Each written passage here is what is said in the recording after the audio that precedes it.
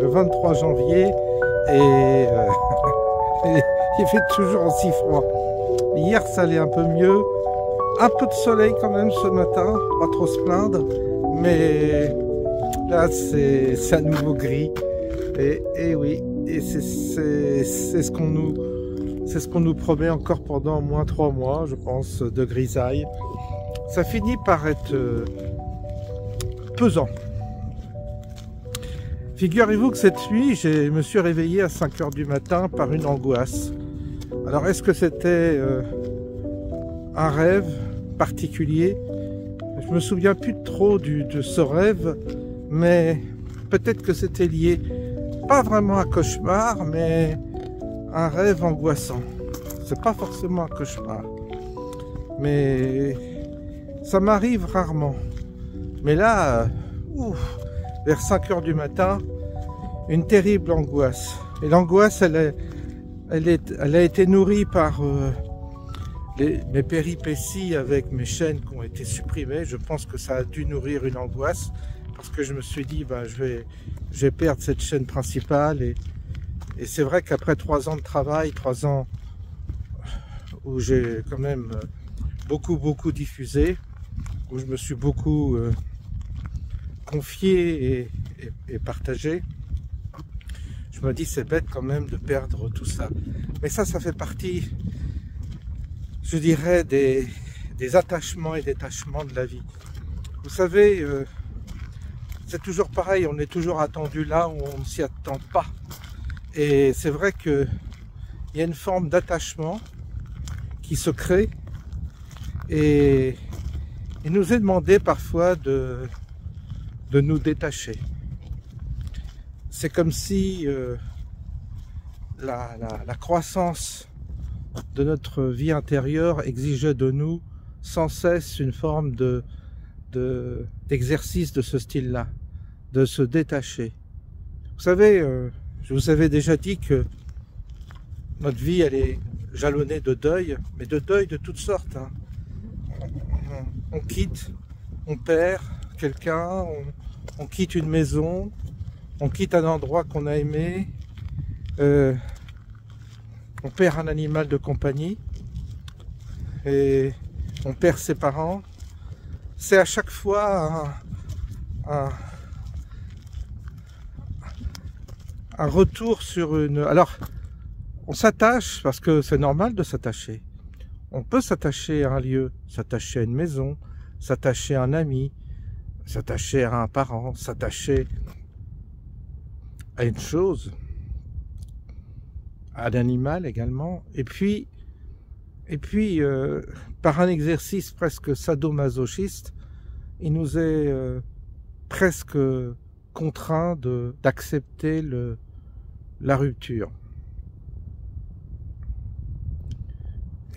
Et on doit, après cette rupture, après ce deuil, on doit recommencer, repartir. On doit poursuivre l'aventure. Où il y a du vent. Ça souffle bien là. Il paraît qu'on va avoir la tempête. Il manquait plus que ça. Alors, c'est vrai que c'est un parcours qu'on a tous en commun, tous.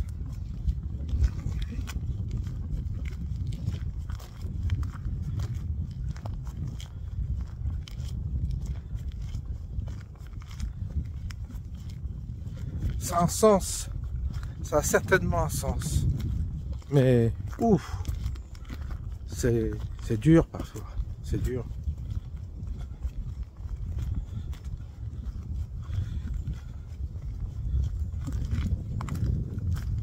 Il y a du vent, il y a du vent. Ah oui, mais il fallait sortir parce que faut s'obliger, il n'y a rien à faire. Il faut s'obliger, quel que soit le temps, il faut faire cet exercice quotidien, sinon on s'engourdit, on perd la forme. Pour la respiration, tout ça, c'est important. Même pour la maladie, pour lutter contre la maladie, c'est important.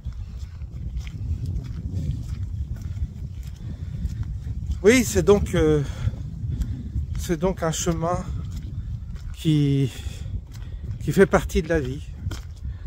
Toujours accepter la rupture, accepter de muter ou de muer. En tous les cas, à chaque fois, on y perd quelque chose.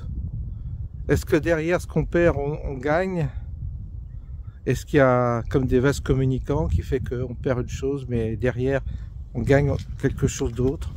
Peut-être. Je vous laisse méditer sur ça. Et donc,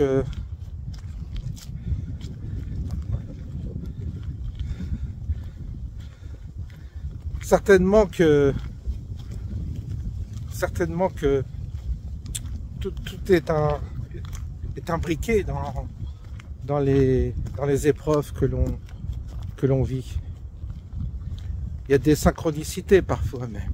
C'est-à-dire vous avez plusieurs choses qui arrivent, désagréables qui arrivent en même temps.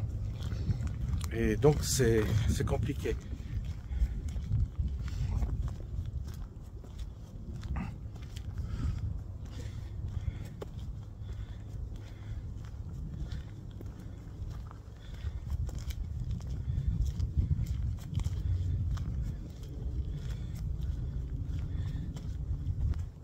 Il y a l'exemple de Trump aussi, vous savez, cette force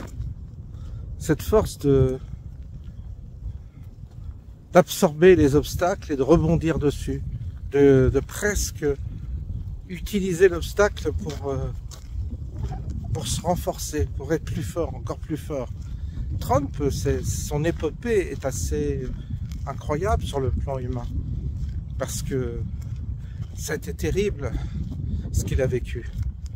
Le rejet global, le rejet du monde contre lui, ce rejet du système, le rejet de l'état profond, tout. Il a, bien qu'il soit milliardaire, mais ça suffit pas. C'est là qu'on voit qu'il faut autre chose comme force, comme puissance. Et c'est vrai qu'il a exercé et il a su avaler les obstacles d'une manière profitable, puisqu'aujourd'hui il a gagné quelque chose. Quoi qu'on en dise, il a franchi le Rubicon, celui qui fait que vous finissez par enjamber l'obstacle. C'est peut-être ça, ça qui nous est demandé d'une certaine manière. Et de ne pas capituler, de ne pas renoncer, de ne pas désespérer. Et cette force, elle nous a galvanisés, parce qu'on est souvent, on a souvent tendance à désespérer, à s'estimer perdant ou perdu. Et vraiment, ce qui s'est produit aux États-Unis est extraordinaire, parce que ça devrait nous donner de la force, mais en même temps, il y a eu le contre-coup. C'est-à-dire qu'il y a cette morosité chez nous qui nous a paru encore plus pesante quand on a vu le dynamisme des meetings, des fêtes. On s'est dit, waouh, chez nous, il y a un truc pesant. Et là, presque une volonté de ne pas participer à cette fête. Vous savez, il y a ce côté de mauvais joueur du français qui ne veut pas participer à la fête. Et même chez les gens de droite, ce côté renfrogné, ce côté jaloux que les autres puissent évoquer une victoire, parce que c'est une victoire. Puis c'est un peu la victoire de notre camp, on ne peut pas dire le contraire. Et donc du coup, j'ai été comme aussi contaminé par l'accablement que je ressens, que ce soit à travers les réseaux, les suspicions, les gens qui... Ah oui, mais vous savez, enfin... Certains se sont réjouis, mais beaucoup ont mis des bémols. Et c'est agaçant. Hier, je voyais la réunion auquel j'ai participé. C'était triste. Puis, tout était triste. Alors, c'est comme ça. Alors donc, Waouh, cette nuit, ça m'a foutu le bourdon. Ça m'a pas galvanisé.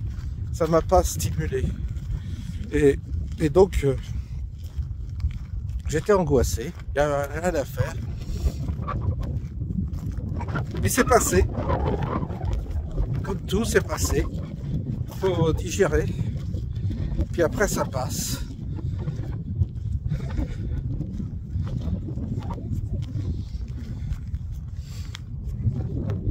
Parce qu'il faut avoir une sacrée force pour tenir la barre. Il faut avoir une sacrée force, une force intérieure, j'entends, dans un contexte très très hostile, très hostile. Ouais. Et puis la mauvaise foi, enfin tout.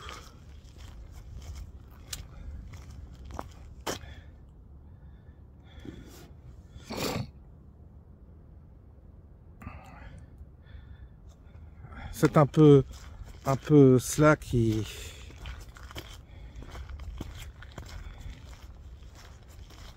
rend la quête intérieure difficile.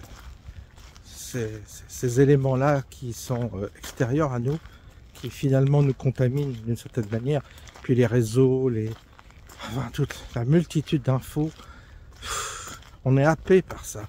Il y a quelque part, je me disais, mais est-ce qu'il ne faut pas un peu arrêter?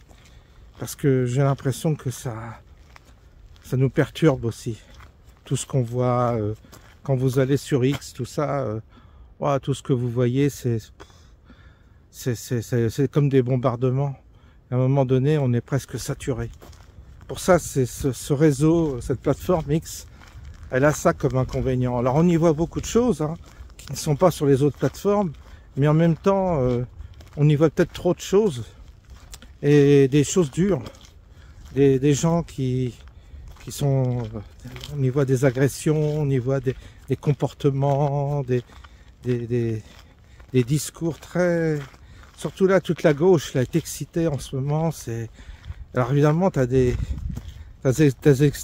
extraits de prise de parole de personnalités qui prétendent sortir de X, mais qui le font avec une véhémence, une haine, une arrogance.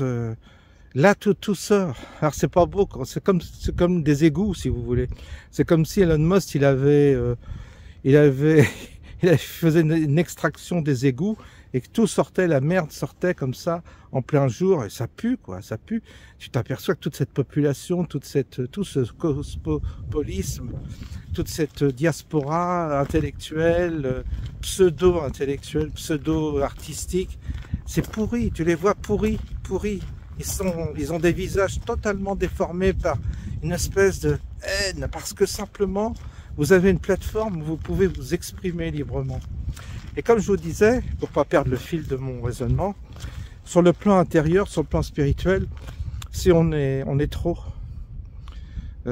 c'est pas trop bon non plus. Je le reconnais. Ça peut nous perturber, ça peut nous angoisser, ça peut générer chez nous des obstacles à une certaine quiétude, quoi. Parce qu'il faut bien voir que il faut pas qu'on y perde notre peau dans tout ça. Il faut garder un équilibre. Souvent, je vous parle de l'équilibre. Il faut garder un équilibre intérieur pour pas perdre pied, parce qu'on perd vite pied. Aussitôt, j'ai vu cette nuit que quand vous êtes gagné par une angoisse comme ça, quelque chose de, vous savez, vous avez peut-être ressenti ça, un truc au cœur là, qui s'attaque à vous. Waouh, c'est flippant. C'est flippant parce que t'as l'impression d'être seul au monde, seul au monde, presque seul, quoi, seul. Dans ces moments-là, je ressens un sentiment de solitude extrêmement fort. Et heureusement que ça passe, parce que pour certains, je sais que ça passe pas. Il y en a qui vivent des angoisses comme ça, qui durent longtemps. Je les plains parce que ça m'est arrivé d'avoir des crises d'angoisse, mais c'est vrai que... Alors j'évite de prendre des médicaments, vraiment j'évite. Cette nuit, j'en ai pas pris.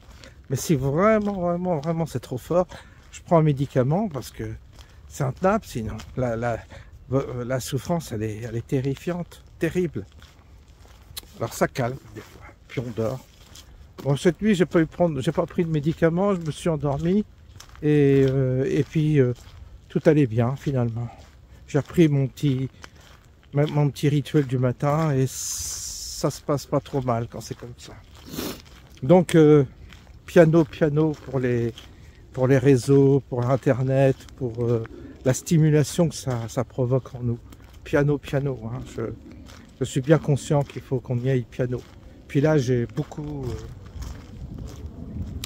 travaillé, j'ai beaucoup diffusé, j'ai envoyé beaucoup de vidéos, j'ai fait beaucoup de montage, j'ai relevé énormément de petites anecdotes comme ça, des passages.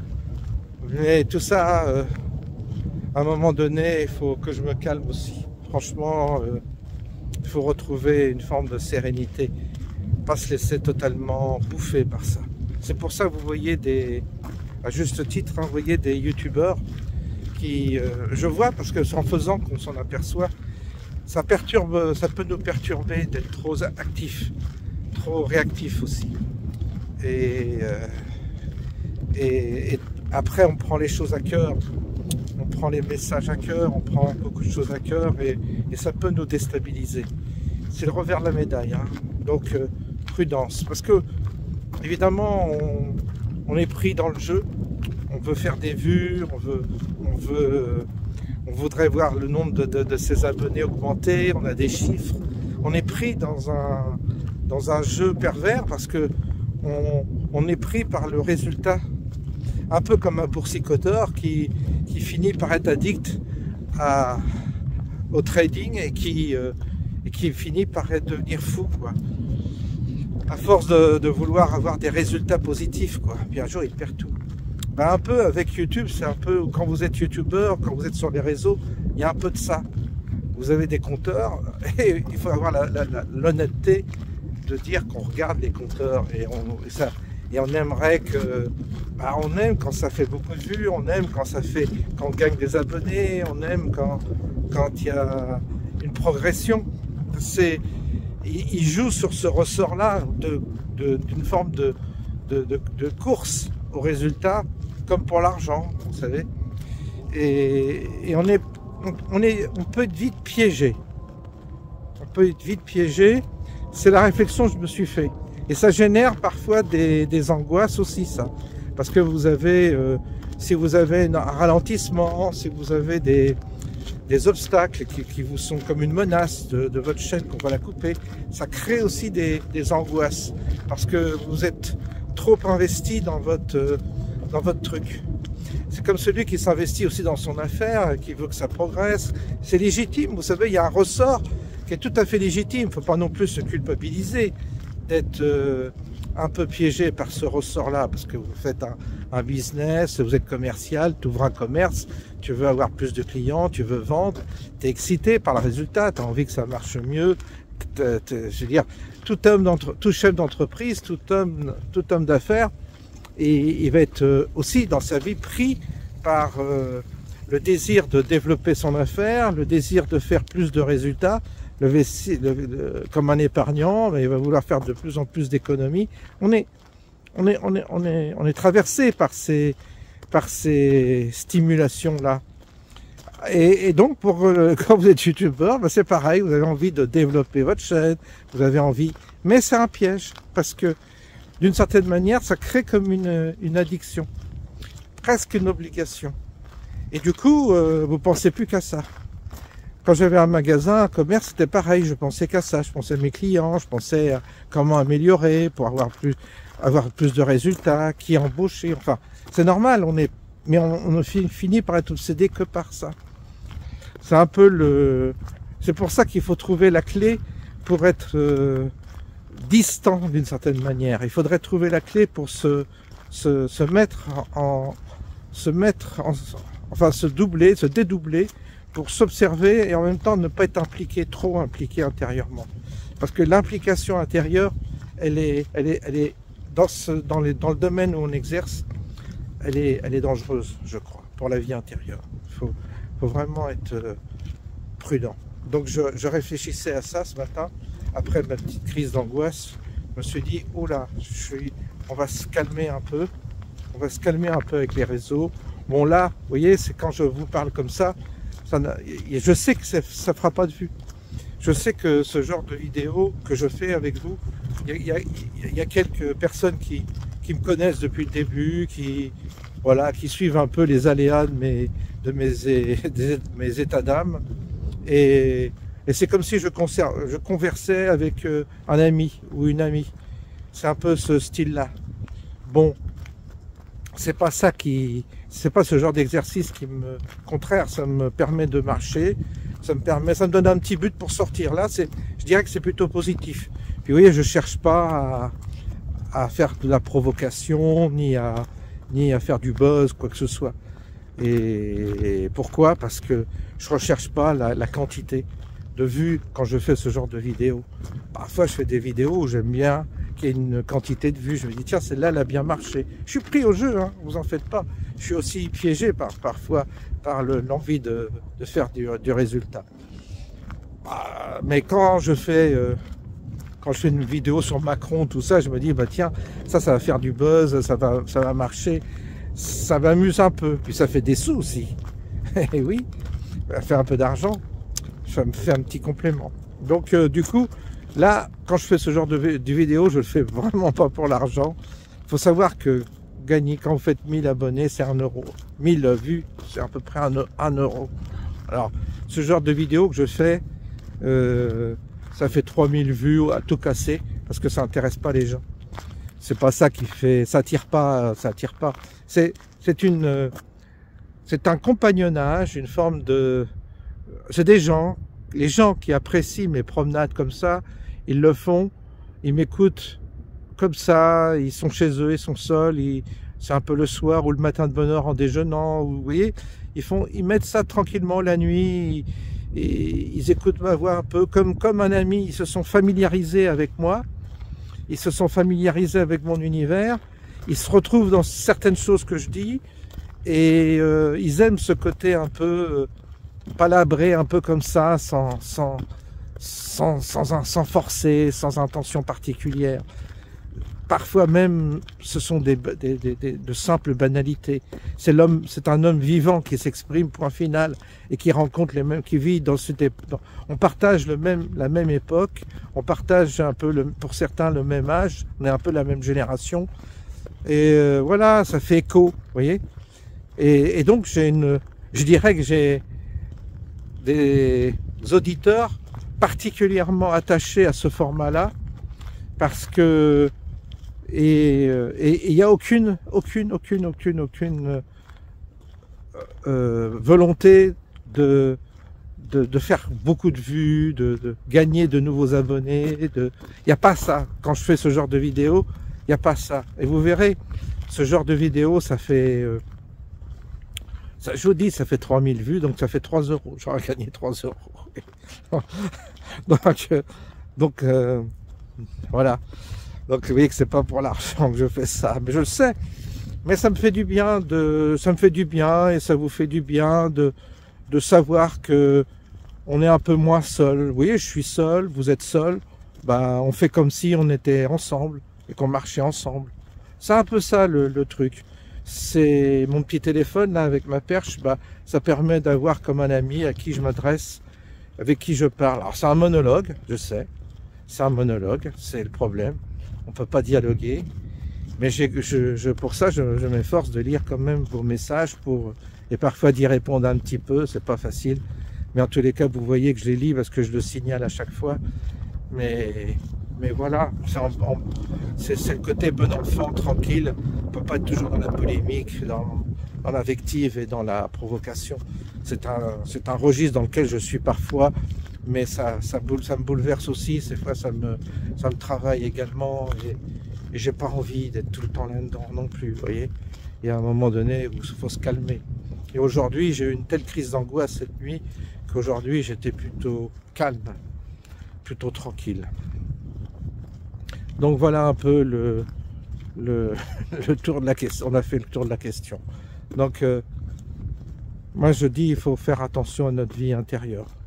On est destiné On n'est pas ici éternellement, on n'est que de passage sur Terre, et soit on y est discrètement, on n'a pas besoin forcément de faire des choses spectaculaires, chacun à sa mesure, chacun en fonction de ses talents, chacun en fonction du contexte aussi, et puis on avance. Je sais que moi j'aimerais de l'implication, j'aimerais de l'action, mais ça c'est mon tempérament. J'aurais aimé qu'on manifeste pour la ZFE, ça me plaît quand j'ai la nostalgie des Gilets jaunes, hein, parce qu'il y avait vraiment il y avait ce côté de se retrouver, de marcher ensemble, il y avait une volonté d'en découdre. Ça fait du bien quand même, ça me faisait sacrément bien. Bon bah là, on est dans un contexte où il n'y a pas ça. Donc on est un peu seul dans notre coin, et on doit chacun trouver un moyen de ne pas perdre pied, ça c'est important, de progresser intérieurement, de voir qu'est-ce qui peut nous amener à progresser sur le plan intérieur, sur le plan spirituel, en imaginant que les progrès qu'on fait sur Terre ou descendre dans cette dimension ont une raison, peut-être une raison, pas, j'espère que ça a une raison, j'espère que ça a un but. Tout cela pour que le jour où ça va nous être demandé, c'est-à-dire de passer par la porte, c'est la fameuse porte, vous savez, où on bascule dans un autre monde, dans un autre univers, eh bien, voir si ce qui a été réalisé en nous a une conséquence pour cette autre vie qui nous attend. On est plein d'interrogations et on n'a pas beaucoup de réponses. Et la fréquentation des sites qui sont basés sur l'ésotérisme, sur la vie après la mort, etc., il y en a aussi une telle multitude que on peut s'y perdre aussi. On ne peut pas regarder toutes les vidéos là-dessus, parce que il y en a qui disent « Ah ben ça c'est intéressant, ça c'est intéressant, ça c'est intéressant ». Oui, tout est intéressant, mais tu peux en voir 100, 1000 vidéos sur la question. À chaque fois, il y a des nuances, c'est différent, chacun a une explication, une théorie. T'es perdu, quoi. Au bout d'un moment, t'es perdu. Et moi, j'ai arrêté ça, de trop écouter, de trop regarder, parce que ça mène à rien. J'ai vu que c'était pas, ça permettait pas un progrès sur le plan intérieur.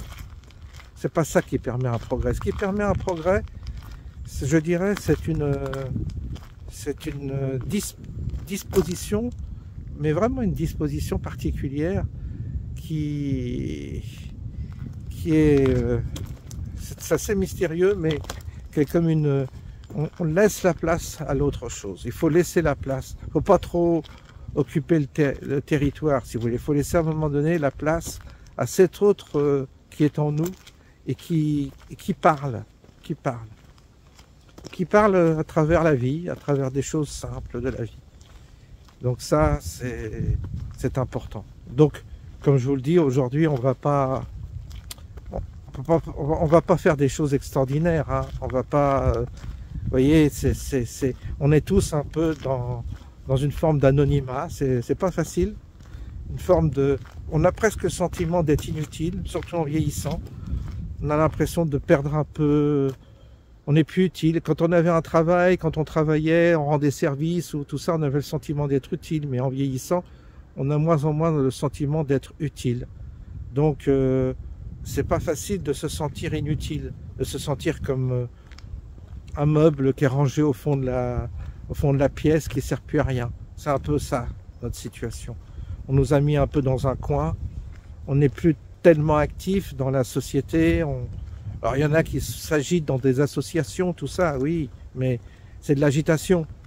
Mais on sait bien que, très honnêtement, on sait très bien que on n'a pas vraiment un levier précis pour agir sur les événements.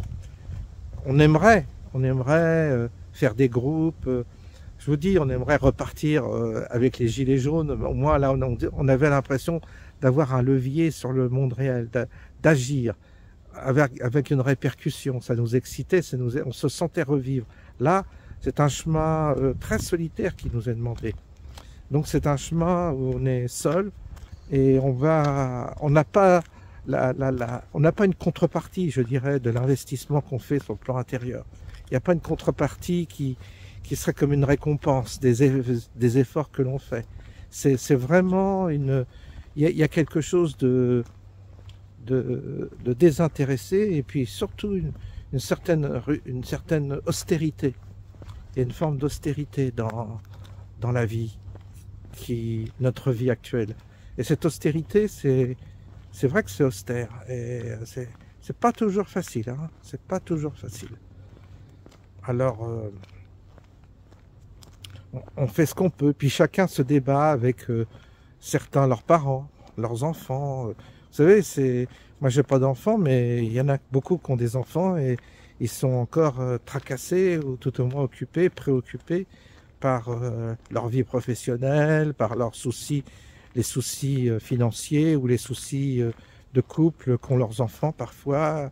Et les parents sont très, comment dire, impliqués dans la vie, les maladies, les souffrances que certains, des parents qui ont des enfants qui sont malades, qui ont le cancer, enfin bref, qui ont plein de problèmes. C'est préoccupant, c'est dur. Alors on est aussi mangé par nos soucis, nos préoccupations qui nous concernent de près, c'est normal. Moi j'ai été mangé par 2 ans par les soucis que j'ai eu avec mon père, je vous en ai parlé. Fils unique, j'ai perdu ma mère, mon père a été extrêmement pénible pendant 2 ans. Ça a été 2 ans, je dirais, épouvantables. Je vous le dis franchement, ça a été épouvantable. Et c'est là où j'essayais de retrouver un équilibre en ayant une vie extrêmement ritualisée par des petits rituels quotidiens pour tenir le coup. Style, tu fais ton ménage, tu prépares ton déjeuner, tu prépares ton dîner, tu prépares ta soupe, tu fais ton lit, tu nettoies tes draps. Enfin, vous savez, c'est ça quand on est chez soi. Entretenir la maison, entretenir le jardin. Et dans ces petites choses matérielles, tu tiens ta maison, tu tiens malgré tout ton rythme. Parce que sinon, tu pourrais vite perdre pied. Moi, personnellement, c'est comme ça que j'ai tenu le coup. C'est-à-dire avec des rituels, petits rituels matériels qui sont apparemment anodins, mais qui font que on ne se dégrade pas, parce que la pression et les soucis sont tellement importants que j'ai l'impression qu'on pourrait vite devenir alcoolique. C'est souvent le cas d'ailleurs dans les villages, il y a beaucoup de gens comme de mon âge qui sont alcooliques, ou alors picolés quoi. Ou alors laisser aller sa maison. Vous savez, vous êtes seul. Si vous avez chez vous, vous vivez en couple, bon, il y en a un qui remonte l'autre, tout au moins, il y a une forme de... à 2, on se stimule pour bien tenir la maison. Mais si vous êtes seul, combien vous voyez des hommes seuls qui lâchent aller chez eux, ça devient sale, ça devient négligé. J'ai vu plein de garçons tout seuls comme ça. Quand tu vas chez eux, ils sont des célibataires. La maison, elle est parfois un peu dégradée et tout ça, ils font plus le ménage, le mec il fait plus son lit, vous voyez, tout ça. Ça, c'est des choses qu'on voit, hein. Et je me dis, non, ça surtout pas. Surtout pas. On reste, et ça toute ma vie, hein, on reste, même pendant les moments les plus durs, toujours faire ton lit, tenir propre la maison, tenir propre ton linge, etc., etc. Très important. Très important. Ça permet, parce comme on est des êtres incarnés, ça permet de s'équilibrer et de pas perdre pied. Parce que les bouleversements que l'on a dans nos vies à cause de chocs affectifs ou de préoccupations qu'on a pour les gens auxquels on tient, eh bien, peuvent nous détruire carrément, et parfois même nous mener au suicide.